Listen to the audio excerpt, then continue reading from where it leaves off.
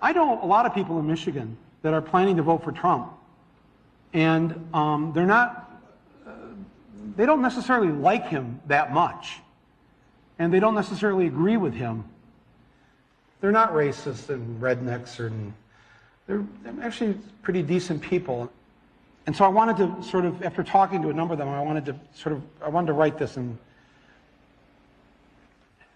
Donald Trump came to the Detroit Economic Club and stood there in front of the Ford Motor executives and said, if you close these factories as you're planning to do in Detroit and build them in Mexico, I'm going to put a 35% tariff on those cars when you send them back, and nobody's going to buy them.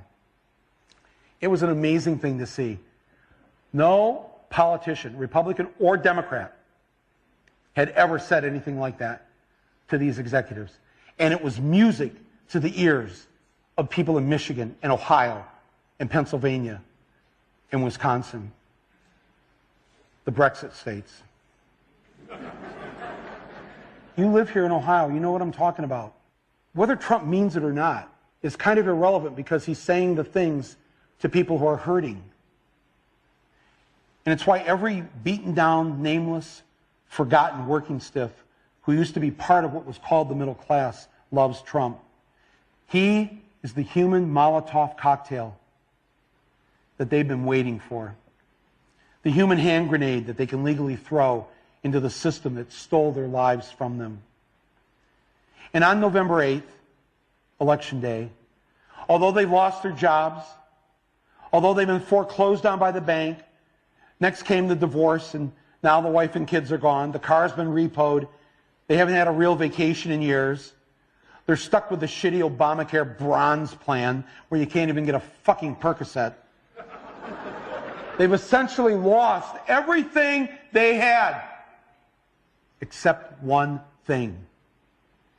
The one thing that doesn't cost them a cent and is guaranteed to them by the American Constitution: the right to vote. They might be penniless, they might be homeless, they might be fucked over and fucked up. It doesn't matter, because it's equalized on that day. A millionaire has the same number of votes as the person without a job. One. And there's more of the former middle class than there are in the millionaire class. So on November 8th, the dispossessed will walk into the voting booth, be handed a ballot, close the curtain, and take that lever, or felt pen or touchscreen, and put a big fucking X in the box by the name of the man who has threatened to upend and overturn the very system that has ruined their lives. Donald J. Trump. They see that the elites who ruined their lives hate Trump. Corporate America hates Trump. Wall Street hates Trump. The career politicians hate Trump. The media hates Trump after they loved him and created him, and now hate him. Thank you, media. The enemy of my enemy is who I'm voting for on November 8th.